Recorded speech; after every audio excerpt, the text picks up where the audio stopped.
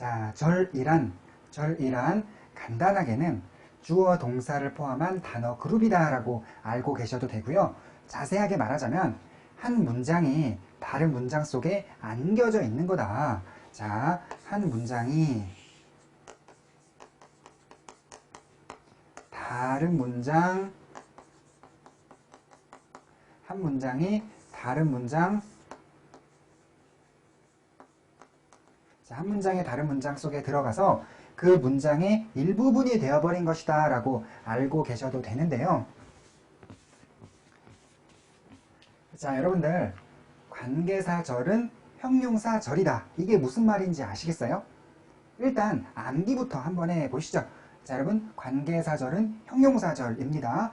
오늘 수업 중에 선생님이 여러분들 속이는 질문을 한번 던질 거예요. 자, 그런데 절대 속으시면 안 돼요. 관계사절은 형용사절이에요. 자, 이게 무슨 말이냐면, 자, 여러분들 영어에서 절에 이름을 붙이는 방식이 두 가지가 있는데요. 첫 번째는 절에 맨 처음에 있는 단어를 따라서 이름 붙이는 게 가능하고, 두 번째로는 절 전체의 성격에 따라서 이름 붙이는 게 가능하거든요. 자, 절이 있는데 절의 맨 처음에 있는 단어가 관계사죠. 그렇다면 관계사절로 부르는 게 가능해요. 자, 그런데 여러분들 아시다시피 관계사절은요, 명사를 꾸미죠. 마치 형용사처럼. 자, 그래서 형용사절로 부를 수도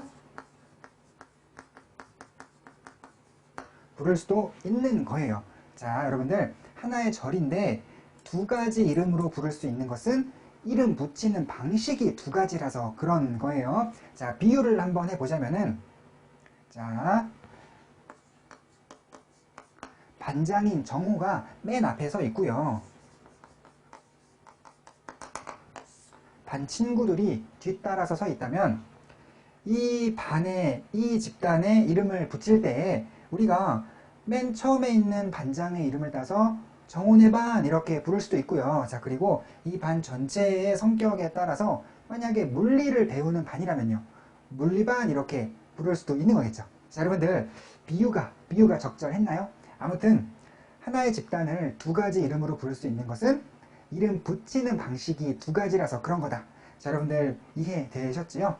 자, 여러분 관계사절의 수식을 받는 명사를 뭐라고 부르죠? 선행사라고 하죠. 선행사. 선생님이 어느 날 여러분 형용사절의 수식을 받는 명사를 선행사라고 하지요? 라고 말을 좀 바꿔서 질문을 한번 던져봤어요. 자, 그랬더니 어떤 학생이 대답하기를, 선생님 관계사절의 수식을 받는 명사가 선행사 아닌가요? 이렇게 대답을 했는데, 자, 여러분 관계사절하고 형용사절은 같은 거예요. 자, 여러분들 요거 필기해 놓도록 하세요.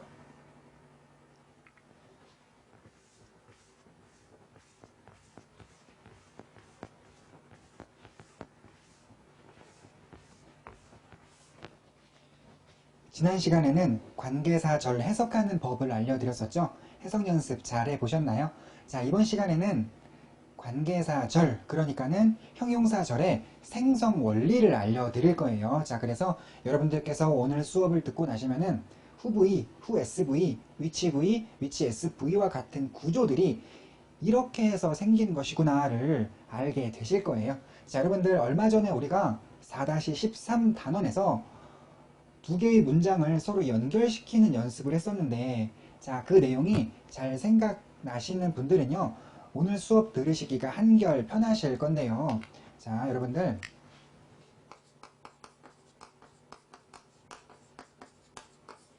하나의 문장을 절로 만들기 위해서는, 자, 여러분 절을 만든다는 것은요, 한 문장을 절로 만든다는 것은 한 문장을 다른 문장 속에 집어넣겠다는 거예요. 자, 그런데 집어넣으실 때에 그냥 집어넣지는 못하고 문장을 약간 조절을 해줘야지 다른 문장 속으로 집어넣을 수가 있는데, 자, 국어에서는 동사의 어미 변화가 필요하지요. 자, 뭐뭐 하다를 뭐뭐 하는 것으로 바꿔주면 명사절이 되는 거고요.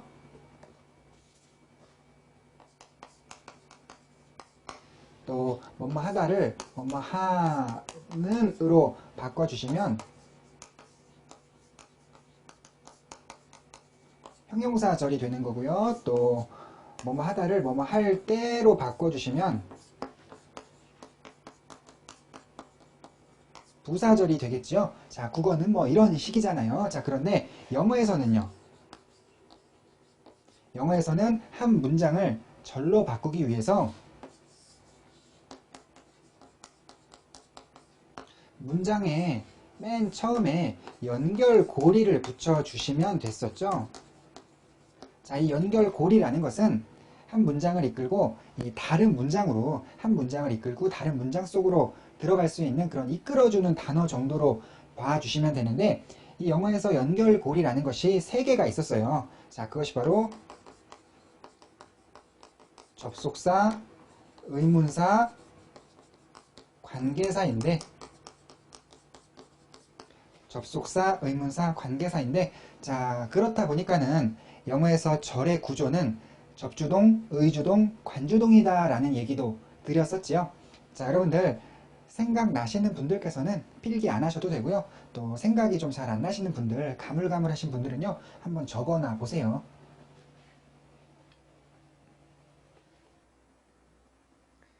자, 이번 시간에는 특히 형용사절 만들기에 관심이 있으니까 자, 우리가 이번 시간에는 형용사절 만들기에 특히 관심이 있죠. 그래서 형용사절 만드는 법만 다시 한번 정리를 해 드리겠습니다.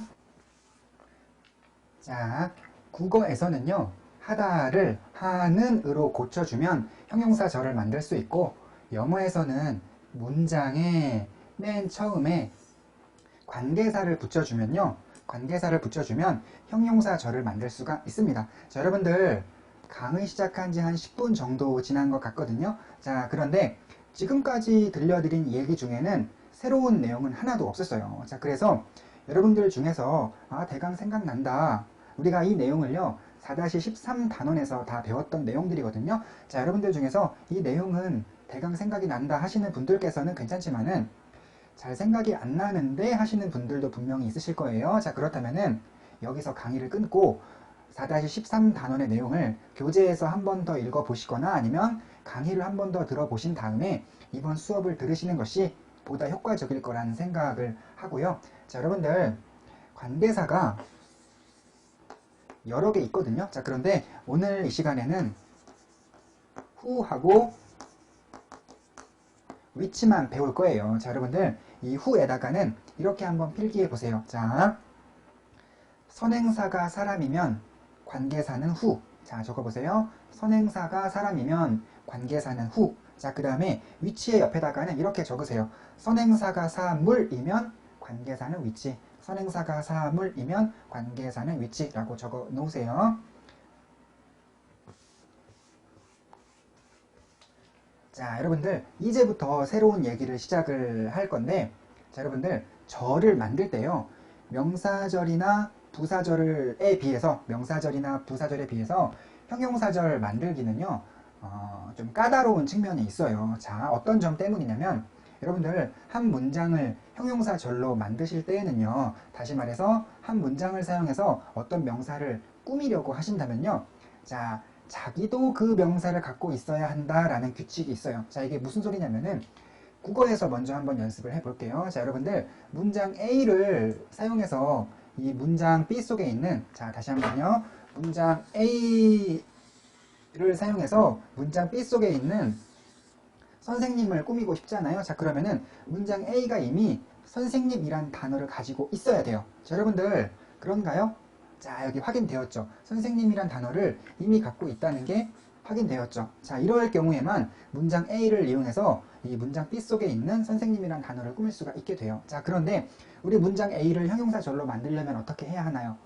하다를 하는으로 고쳐주는 게 국어의 규칙이죠. 자, 그래서 하다를 하는으로 바꿔서 이 문장 A에서 하다를 하는으로 고쳐서 이 괄호 속에다가 한번 집어넣어 볼게요. 자, 그러면 어떻게 되냐면 이런 식으로 될 건데 한번 같이 읽어볼까요? 나는 그 선생님은 방과 후의 요리사로서 일하는 선생님을 안다인데 자, 여러분들 뭔가 좀 어색하다는 게 느껴지시죠? 자, 여러분 문장 A가 선생님을 꾸미려면 문장 A에도 이미 선생님이라는 단어가 있어야 한다는 것은 이 문장 A가 형용사절이 되기 위한 필수 조건이거든요. 자, 그런데 이 두 개의 문장이 공통된 명사를 갖고 있다 보니까 두 개의 문장을 연결시킬 때에 같은 단어가 연달아 나오는 중복되는 현상이 있잖아요. 자, 그래서 중복이 되다 보니까 우리가 어색함을 느꼈던 거예요. 자, 그래가지고 두 문장을 연결하는 과정에서 이 단어를 없애주셔야지 됩니다. 자, 이렇게 없애주신 다음에 이렇게 해서 형용사절이 완성이 되는 건데요. 한번 읽어보면 나는 방과 후에 요리사로서 일하는 선생님을 한다. 어떤가요? 이번에는 자연스럽게 완성이 되었지요. 자, 여러분들 한 번 더 연습을 해보기로 해요.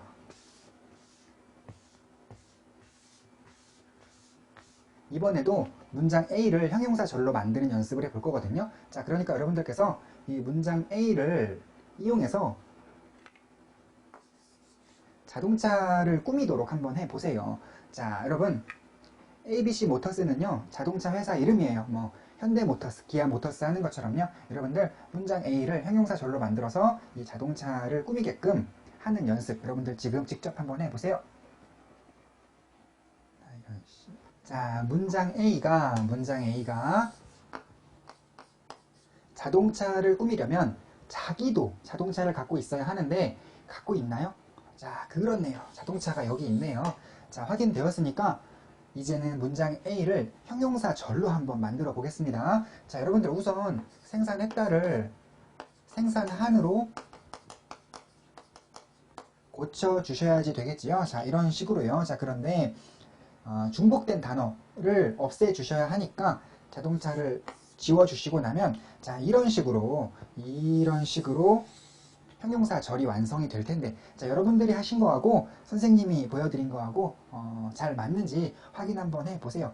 자, 여러분들 우리는요 지금 국어를 사용해서 한 문장을 형용사절로 만들어주는 연습을 했어요. 자, 다시 말하자면 한 문장이 어떤 명사를 꾸밀 수 있게끔 조절해주는 그런 연습을 한 것이죠. 자, 여러분들 그런데 이때에 한 문장이 형용사절이 되려면 한 문장이 어떤 명사를 꾸미려면은 그 명사를 자기도 이미 가지고 있어야만 하는데 자, 중복되는 느낌이 나므로 문장을 형용사절로 만들어가는 과정에서 그 중복된 단어를 없애줘야 한다라는 게 바로 핵심 사항이었죠.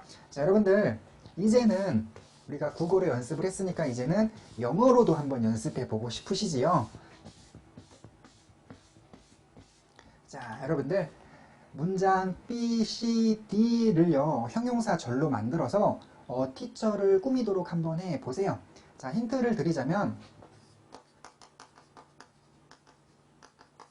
선행사인 티처가 사람이니까 관계사가 필요할 텐데요. 자, 선행사인 티처가 사람이니까 관계사는 who를 쓰시면 됩니다. 자, 여러분들 선행사가 사람이니까 관계사를 who 쓰세요. 그러면 여러분들이 이제 문법 용어가 나와서 좀 당황하실 수 있는데 당황하시지 마시고요. 선생님이 이 A 문장과 문장 A와 문장 C를 연결시키는 것은 먼저 한번 보여드릴게요. 자, 이런 식으로 하시면 된다는 얘기인데 자, 여러분들 문장 C를 이용해서 티처를 꾸미시려면은 문장 C에도 이미 선생님이란 단어가 있어야 된다는 얘기인데 자, 있나요? 자, 여기 있지요. 노란색으로 보이시는 선생님이 이미 있으므로 우리가 이제 문장 C를 형용사절로 바꿔서 여기 있는 이 단어를 꾸밀 수 있는 가능성이 있는 거예요. 자, 그런데 중복된 단어는 없애주셔야지 되므로 이 선생님이란 단어를 지우시고 자, 그 다음에 영어에서는 관계사를 문장 처음에 붙여주셔야지 이 형용사절로 바꿀 수 있는 거죠. 국어에서는 뭐 다를 니은으로 바꾸는 게 있었지만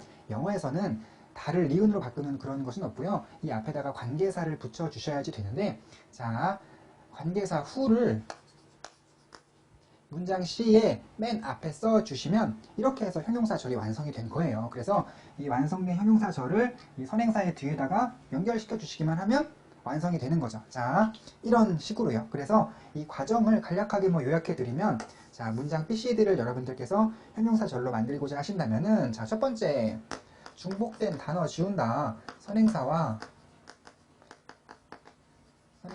중복된 단어 지운다. 자, 첫 번째 선행사와 중복된 단어 지운다.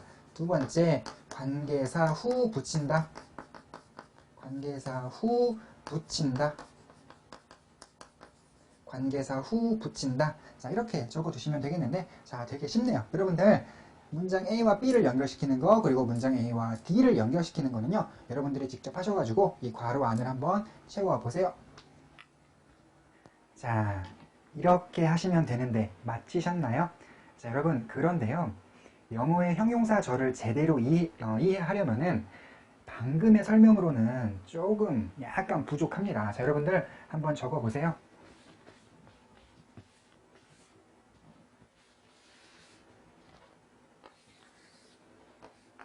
약간 부족한 설명이다.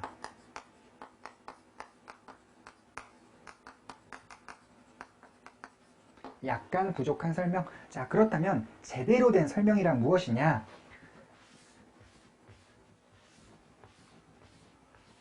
자, B, C, D를 확대해 보겠습니다. 자, 이렇게요. 자, 여러분들 형용사절을 만들어가는 과정 중에 중복된 명사를 없앴다라는 것이 이 국어에서는 올바른 설명일 수 있는데, 영어에서는요, 없앴다라고 하기보다는 중복된 명사를 대신해서 who를 써줬다라고 설명하는 게 더 옳습니다. 자, 이렇게요. 자, 선생님 대신해서 who를 쓴 거예요. 선생님 대신 who, 선생님 대신해서 who를 써준 것인데, 자, 여러분들 한번 필기해 보세요. 중복된 명사 대신 who를 써준 거다. 중복된 명사 대신 who를 써준 거다. 자, 여러분들 who를 가면이라고 한번 생각해 보시겠어요? 우리가 가면을 사람 얼굴 위에 덮어 놓으면은 사람 얼굴이 가려지는 것처럼 who라는 가면으로 더 티처를 가려 놓은 거예요. 중복을 피하기 위해서였겠죠. 자, 그리고 여러분들 영어에서 절을 만들려면요, 문장의 맨 처음에 연결고리 붙여야 된다는 거 아시죠? 자, 그래서 우리는 지금 연결고리가 필요한데, 이때 후한테 야, 너 생긴 것도 특이해서 눈에 잘 띄게 생겼는데 네가 문장의 맨 앞으로 이동해서 연결고리 역할도 해라, 그런 거예요. 자, 그래서 후를 맨 앞으로 이동해 주시면 이런 식으로 되겠죠. 자, 필기해 보세요. 후를 맨 처음으로 이동.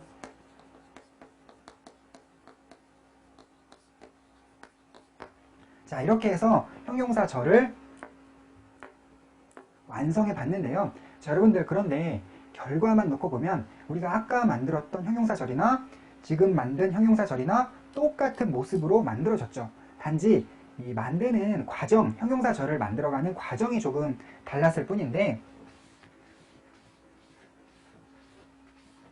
자, 여러분들 설명 1번 설명하고 2번 설명을 지금 한번 읽어보시겠어요? 자, 잠깐 시간 드릴 테니까 한번 읽어보세요. 자, 다 읽고 나시니까 1번 설명과 2번 설명 중에서 어느 쪽이 여러분들이 받아들이시기에 조금 더 편하신가요?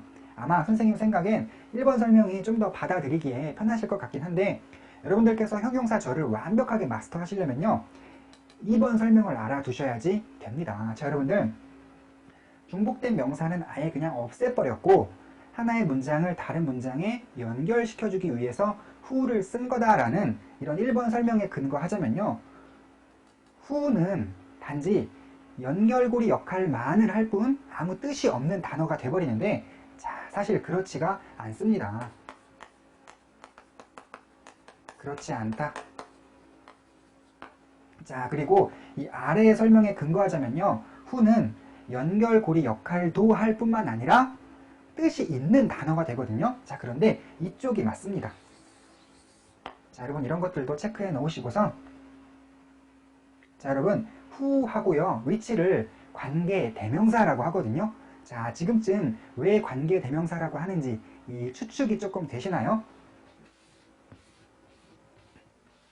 자, 여러분, 관계 대명사에서 대명사라고 부르게 된 것은요, 중복된 명사를 대신해서 쓰였기 때문에 대명사라고 부르게 된 거고요. 자, 그리고 관계는 뭐냐면요, 연결고리 역할을 한다는 뜻인데, 자, 여러분들, 연결해 준다라는 말을, 연결해 준다는 것을 조금 더 어려운 말로 바꿔서 말하자면 관계 형성해 준다라고 할 수 있거든요. 관계 형성해준다. 자, 그래서 관계라는 용어가 쓰이게 된 것인데, 자, 여러분, 관계대명사란요. 자, 관계 형성해주는 역할도 있으면서 대명사이기도 한 것이라서 관계대명사라고 부르는 거예요. 좀 더 쉽게 말하자면 A, B, A, C, A, D와 같은 두 개의 문장을 연결해주는 역할도 하면서 대명사이기도 해서 관계대명사라고 부르는 거예요. 이러한 개념이 관계대명사라는 이름 속에 전부 다 들어있었던 거지요. 자, 여러분들 후를 보세요. 후. 여러분들 후를 보시면 이제부터는 딱 두 가지 생각이 떠오르셔야지 되는데, 그중 첫 번째 생각이란 뭐냐면, 자, 여러분들께서는 후를 보시면 선생님이 떠오르셔야 돼요. 자, 여러분들 우리가 형용사절을 만드는 과정에서 원래는 선생님이었던 단어를 대신해서 후를 썼던 거 기억나시죠? 선생님이란 단어를 후라는 가면으로 덮어 놓은 거잖아요. 이 선행사하고 중복되니까 중복을 피하기 위해서. 자, 그 생각이 하나가 나셔야 되고, 또 하나의 생각은 뭐냐면, 자, 여러분 영어에서 절은요, 뭐 모든 절이 다 그래요. 무슨 절이든 절의 맨 처음에서 절을 이끌어서 다른 문장에 연결시켜 줄 수 있는 단어가 필요하죠. 지금 후가 그런 일을 하고도 있다는 거, 그 두 가지 생각이 여러분들께서 후를 보시면 이 두 가지 생각이 전부 떠오르셔야지만이 이 영어의 관계대명사를 완전히 마스터하신 거라고 볼 수가 있는 거예요. 자, 그리고 앞에 페이지로 돌아가서 형용사절의 생성 과정을 다시 한번 살펴볼 건데요. 자, 여러분들 여기 페이지로 오세요. 자, C에서는요, 선생님, 그러니까 중복된 명사이죠. 선생님이 동사의 목적어고요. 리스펙트의 목적어고요. 자, 그리고 D에서는요, 선생님이 전치사 with의 목적어죠. 우리가 전치사 다음에 있는 명사를 전치사의 목적어라고 하잖아요. 자, 그런데 선생님을 후로 대신하고 이 후를 문장의 처음으로 옮겨놨어요. 절을 이끌어야 하니까. 여기서도 후를 문장의 처음으로 옮겨놨어요. 절을 이끌어야 하니까. 여러분들 뭐 이 내용은 알고 계시죠? 자, 그런데 반면에 B에서는 선생님이 주어였어요. 그래서 선생님을 대신해서 후를 쓴 다음에 후를 그냥 그 자리에 두시면 됩니다. 왜냐면 원래 맨 처음 자리에 있으니까요. 자, 여러분들께서 관계대명사가 주격인지 목적격인지 구분하실 수 있어야 되는데, 자, 여러분들 관계대명사라는 것은 이 중복된 명사 대신해서 쓴 단어이잖아요. 그런데 이 관계대명사가요, 이 C와 D에서처럼 목적어를 대신해서 쓴 관계대명사라면 목적격 관계대명사라고 합니다. 자, 목적격 관계대명사.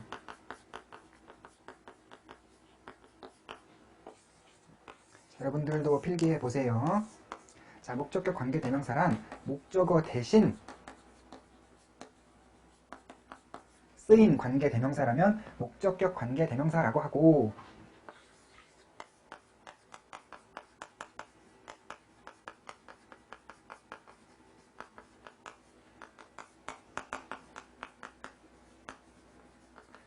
자, 주어 대신 쓰인 관계대명사라면 주격 관계대명사라고 합니다. 자, 여러분들 한번 필기해 보세요. 자, 다시 말씀드리자면은 이 형용사절의 생성 과정에서 동사의 뒤나 전치사의 뒤에 있다가 앞으로 이동해온 그런 후를 목적격 관계대명사라고 한다는 거고요. 또 형용사절의 생성 과정에서 원래 맨 처음 자리에 있던 후를 주격 관계대명사라고 한다라고 알아두시면 되겠죠. 자, 그리고 여러분들 여기다가 추가적으로 뭐 하나 필기하시냐면요, 이 목적격 관계대명사의 경우에는 whom도 가능합니다.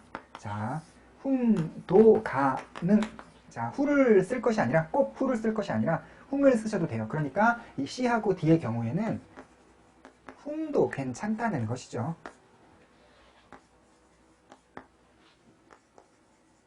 자, 여러분들 필기해 보세요. 자, 해석 연습만 할 때에는 그래도 쉬운 편이었는데 형용사절의 생성 원리, 자, 그리고 관계대명사의 개념을 이해하려니까는 뭔가 조금 어렵게 느껴지시지요? 자, 여러분들 그런데요, 주격 관계대명사, 목적격 관계대명사를 이렇게 자세하게 설명해주는 선생님 보셨어요?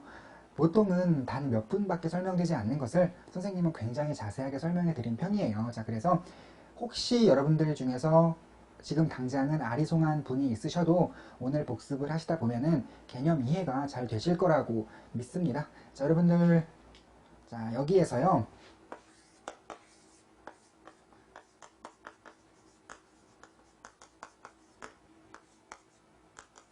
자, 이런 것도 하나 적어 놓으세요. 자, 이렇게도 적어 놓으시고요. 여러분들, 주격 관계대명사, 목적격 관계대명사가요, 사실 어려운, 이런 이름이 어려운 문법 용어이기는 한데, 선생님은 그래도 주격 관계대명사와 목적격 관계대명사는 좋은 이름이라고 생각해요. 왜냐면 이름 속에 모든 개념이 다 들어가 있거든요. 자, 여러분, 관계대명사의 개념이 쉽지는 않았지만 그래도 어느 정도 개념이 잡히셨지요. 자, 그런데 여러분들께서 관계대명사의 개념을 잡으셨더라도 자, 이렇게 문장을 보았을 때 관계대명사가 주격인지 목적격인지 금방 알아내실 수 있겠어요? 자, 여러분들은 선생님하고 같이 A 플러스 B, A 플러스 C, A 플러스 D 이 문장 두 개가 연결되는 과정을 지켜보셨으니까 선생님 이거는 원래 앞에 있던 거고요. 얘네 둘은 뒤에서 앞으로 온 거예요. 이렇게 이런 게 기억이 나시니까 주격, 목적격 금방 알아볼 수 있다 이렇게 생각하실 수도 있지만요. 자, 여러분 만약에 난생 처음 보는 문장이라면 후를 딱 보신 다음에 주격인지 목적격인지 금방금방 말씀하실 수 있겠어요? 이게 약간 어려울 수 있기 때문에 요령이 조금 필요한데 자, 여러분들 따라서 필기 한번 해보세요. 자, 오늘 우리가 배운 것을 아주 빠르게 정리 한번 해드릴게요. 자, 여러분들 오늘 우리가 공부하고 있는 것은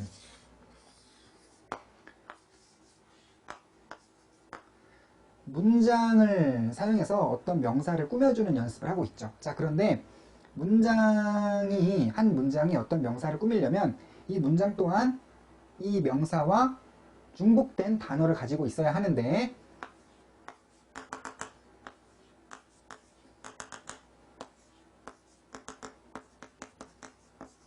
그 중복된 단어라는 것이 중복된 명사라는 것이 뭐 여기 쓸 수도 있고 여기 쓸 수도 있고 여기 쓸 수도 있다는 거잖아요. 자, 그래서 이런 경우에는 자, 이게 사람 명사라면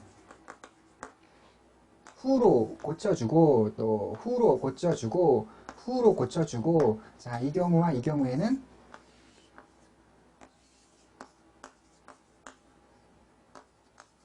앞으로 이동시켜준다. 우리가 오늘 배운 게 이런 내용이잖아요. 아주 짧게 설명을 드리자면 자, 그런 여러분 바로 이 녀석이 주격 관계대명사이고 이것과 이것을 우리가 목적격 관계대명사라고 하죠. 자, 그런데 어떤가요? 자, 여러분들 주격 관계대명사라는 것은 원래부터 맨 처음에 있던 것이므로 주격 관계대명사 바로 다음에는 뭐가 나오나요?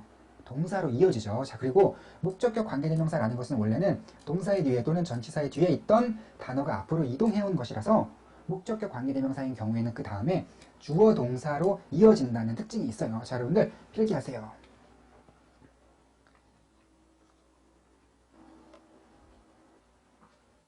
자, 필기 다 하셨지요?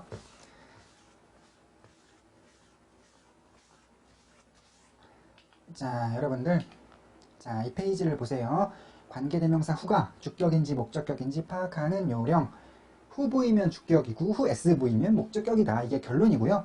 자, 관계대명사 whom은 목적격으로만 사용 가능합니다. 자, 그래서 whom 다음에는 항상 SV로 이어져야지 whomV라는 구조는 이건 불가능한 구조예요. 자, 그리고 여러분들 관계대명사 who가요. 우리가 전체 문장을 해석할 때에는 who가 해석되지 않죠. 하지만 여러분들 이거 잘 알아두세요. who가 뜻이 없어서 해석을 안 한 게 아니라 who가 뜻이 있지만 중복되는 느낌을 피하기 위해서 해석을 안 할 뿐이라는 거 꼭 알아두시고요. 하지만 우리가 좀 더 고차원적인 독해를 한다거나 아니면 어떤 문법 문제를 푼다거나 할 때에는 관계대명사 후의 뜻을 알아내야만 할 경우가 있거든요. 자, 여러분 이런 경우에는 어떻게 하면 될까요?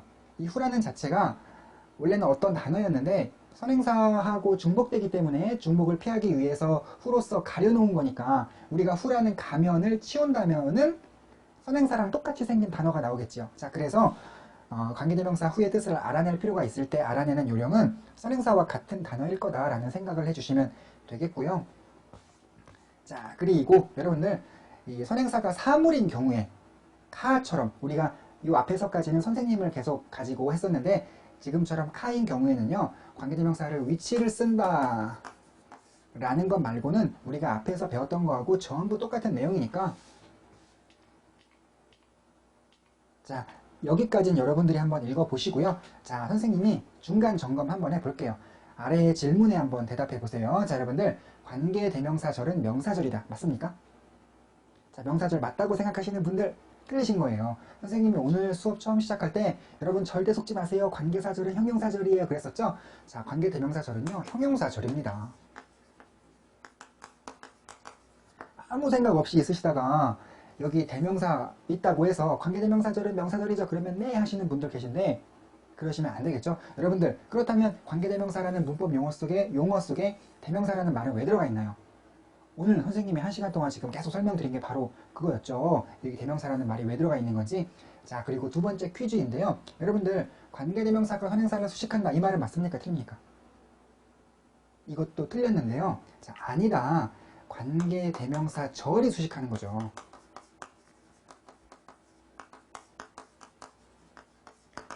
자, 여러분들 관계대명사인 후 혼자서 선행사를 수식하는 게 아니고 후 절이 선행사를 수식하는 겁니다. 자, 그래서 관계대명사가 선행사를 수식한다라는 이 표현은 잘못된 표현이고 관계대명사 절이 선행사를 수식한다 이렇게 표현해야지 맞는 설명이 되고요. 자, 그 다음 퀴즈를 또 한번 받아보세요. 선행사가 주어라면 주격 관계대명사이다? 여러분 근데 이거는 퀴즈가 무슨 말인지가 좀 어렵죠. 자, 이 퀴즈를 조금 더 쉽게 내드리면 자, 여러분들 이 아래의 4가지 구조를 한번 살펴보세요. 선생님이 좀 다양한 케이스별로 후 절을 4가지 케이스를 만들어 놓았는데 자, 여러분들께서 한번 살펴보신 다음에 여기에 쓰인 후 중에서 주격인 관계대명사 후 중에서 주격인 것을 일단 한번 골라보세요. 자, 이런 식으로 또 이런 식으로 이렇게 꾸미는 구조인데요. 자, 이 중에서 주격 관계대명사를 골라보세요 하면 이것과 이것을 고르시는 분이 종종 계신데 여러분들 중에서도 그렇게 하신 분이 혹시 있으실지 몰라요. 자, 그런데 왜 그렇게 하셨냐고 이유를 물어보면요. 후절이 주어를 꾸며서 그렇게 생각을 했다고 하시더라고요. 자, 그런데 틀리신 거예요. 뭐가 잘못됐냐면 여러분들 틀리신 분들께서 한번 받아 적어 보시겠어요? 후절이 뭘 꾸미는지는 중요치 않다. 후절이 뭘 꾸미는지는 중요치 않다. 주격인지 목적격인지는 절 내부적으로 판단하는 것이다. 주격인지 목적격인지는 절 내부적으로 판단하는 것이다. 자, 여러분들 뭘 꾸미는지는 중요치 않아요. 절 내부적으로 후에스 V면 목적격이고 후V면 주격인 거예요. 자, 여러분들 뭘 꾸미는지는 중요치 않고요. 절 내부적으로 후에스 V면 목적격, 후V면 주격인 거예요. 자, 그래서 이 중에서 주격 관계대명사인 것은요. 이 녀석과 이 녀석 이렇게 2개라고 할 수가 있겠네요. 자,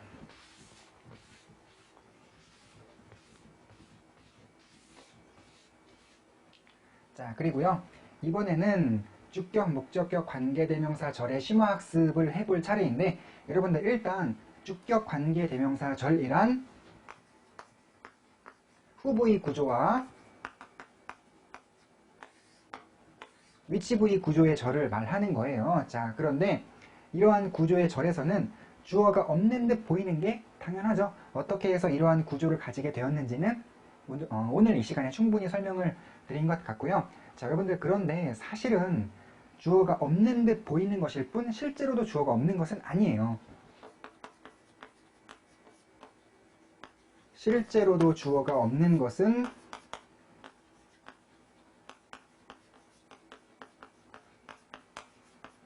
아닌데요. 왜냐면 후랑 위치가 주어거든요. 자, 절 내부적으로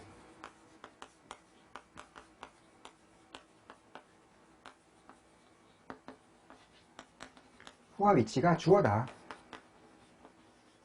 없는 듯 보이는 것일 뿐 실제로 없는 것은 아니라 절 내부적으로 후와 위치가 주어 역할을 해주고 있거든요. 자,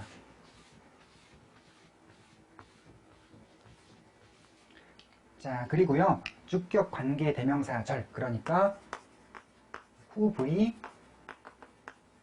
위치 부위 구조의 절에서 동사의 밑줄이 그어져 있는 문법 문제를 만나시면요. 여러분들 주어 동사의 수 일치가 제대로 되어 있는지 또는 동사의 태가 올바르게 결정되어 있는지를 점검해 보도록 하세요. 자, 그런데 우리가 동사의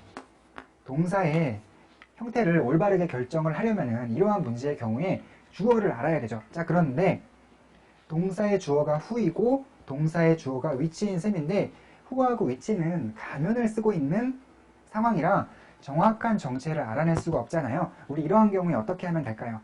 자, 선행사를 판단 기준으로 한번 삼아보면 되겠죠. 왜냐면 who는 employee하고 중복일 거고 which는 problems하고 중복일 거니까요. 자, 그래서 선행사를 기준으로 삼아 보시면 된다라고 말씀드릴 수 있겠고요. 자, 여러분들 정답은 이렇게 됩니다. 자, 그리고 이번에는 목적격 관계 대명사 절인데요. 자, who SV 또는 whom SV. 자, 그리고 which SV 구조를 말하지요. 자, 이러한 구조에서 타동사가 목적어를 갖지 않는 것처럼 보이는 것 또는 전치사가 전치사의 목적어를 갖고 있지 않는 듯 보이는 것은 오히려 당연한 거예요. 자, 여러분들 어떻게 해서 이러한 구조가 만들어지는지는 오늘 수업 시간에 충분히 설명을 드렸고요. 자, 여러분들 그런데 좀 더 깊게 들어가자면 실제로 목적어가 없는 것은 아니다. 없는 것은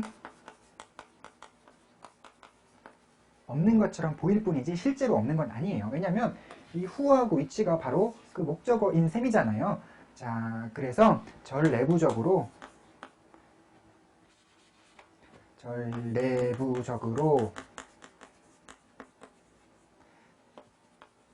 who 또는 whom 또는 which가 목적어 역할을 해준다. 자, 여러분들 그런데 혹시 다른 선생님들께 강의를 듣다 보면요.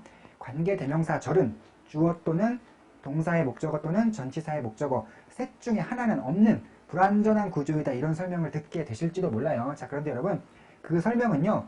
이 who, whom 또는 which라는 관계대명사를 무시한 채로 그것을 무시하고 나머지 것들만 봤을 때에는 불완전해 보인다라는 설명을 하고자 하는 것인데 자, 여러분 정확히 말하자면 물론 그런 설명도 그렇게 나쁜 설명은 아니지만은 정확히 말하자면 이 who하고 which까지 고려를 했을 때에는요. 관계대명사 절도 불완전하지는 않아요. 이 녀석들이 다 주어 목적어 역할을 해주고 있거든요. 자, 그리고 또 여러분들 선생님이 지난 시간에 NMV 구조라는 것을 우리끼리 약속해보자 라고 설명드렸었죠. 자, 그런데 뭐 해석을 이렇게 한다고 말씀드렸던 거 기억나시죠?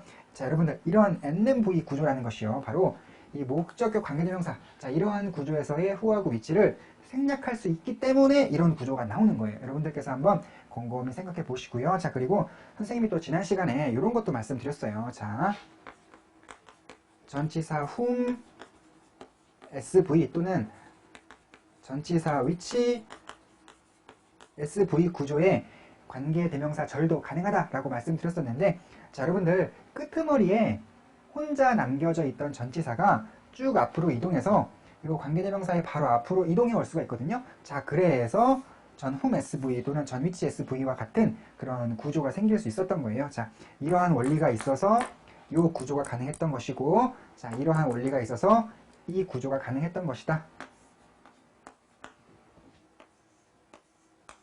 자, 여러분들 필요한 거 있으면 한번 적어보세요. 자, 필기 다 하셨나요?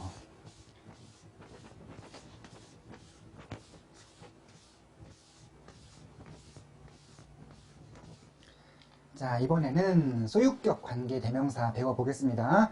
자, 여러분들 선행사가 선생님이네요.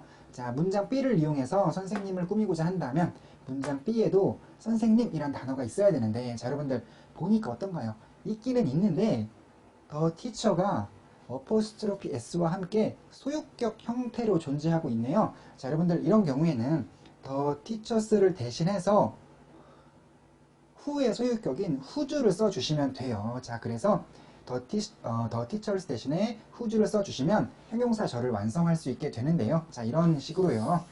자, 우리가 이때 who주를 소유격 관계 대명사라고 부릅니다. 자, 물론 전체적인 문장을 해석할 때에는 목소리가 매우 좋은 선생님을 나는 안다 이런 식으로 who주를 해석할 필요는 없으시죠. 중복을 피하기 위해서. 하지만 자, 꼭 후주의 뜻을 알아내야만 할 경우에는 어떻게 하면 될까요? 자, 이때에도 중복된 단어이므로 선행사를 참고하면 되긴 되는데, 여러분들, 자, 이때에는 후주의 뜻을 말해보세요 했을 때 선생님이요 라고만 하면은 곤란합니다. 왜냐면 이 후주가 소유격 형태를 대신한 것이기 때문에요. 그냥 선생님이라고만 대답하면 틀리고요. 의자를 붙여서, 자, 의자를 넣어서 선생님의 라고 대답해 주셔야지 맞는 게 되는 거예요. 자, 그리고 자, 이번에는 선행사가 자동차인데 자동차는 사물이잖아요. 자, 여러분들 이 예문의 경우는요, 방금 보았던 것과 자, 이것과 똑같은 상황이라서 우리가 이번에는 그렇다면 위치의 소유격이 필요한 상황이군 이라고 짐작해 볼 수가 있는데, 여러분들 위치는요 소유격이 없어요. 자, 그래가지고 자, 이런 경우에는 비록 사람용이기는 하지만 이 후주를 빌려가지고 쓰실 수가 있어요. 자, 그래서 이런 식으로 후주가 원래는 사람용이긴 하지만 위치에 소유격이 없는 관계로 후주를 빌려 쓰셔도 되고요. 자, 그런데 여러분, 이 한국이나 미국이나 언어를 좀 엄격하게 사용하고자 하는 사람들이 있기 마련이고, 그런 사람들은 이렇게 사람용인 후주를 빌려오는 것을 좀 꺼리기도 해요. 자, 그래서 그런 경우에는 어떻게 해 주시면 되냐면, 자, 여러분들 더 카 어퍼스트로피 엔진을 이렇게 바꿀 수가 있겠죠. 더 엔진 오브 더 카라고요. 그러니까는 우리가 A 어퍼스트로피 SB는 B of A로 바꿔 쓸 수 있는 그런 원리가 있잖아요. 자, 그래서 더 카 어퍼스트로피 S 엔진을요, 더 엔진 오브 더 카로 바꿔주세요. 자, 그 다음에 그렇게 되면 여러분들 이 자동차라는 단어에서 어퍼스트로피 S가 떨어져 나갔으니까 더 이상 소유격을 쓸 필요가 없는 상황이잖아요. 자, 그래서 이 더카를 위치로, 자, 더카 대신 위치를 쓰신 다음에, 자, 이것을 선행사 뒤에 연결시켜 주시면, 자, 그렇게 하심으로써 이러한 그 문장을 만들어내실 수 있는 건데요. 자, 그래서 지난 시간에 말씀드린 N of which V라는 구조에 그러한 관계 대명사절이 만들어지게 된 것이고요. 자, 여러분들, 그래서 이 사물 명사 다음에 연결되어 있는 이 whose NV나 N of which V는 같은 표현이다 라고 알고 계시면 될 것 같습니다.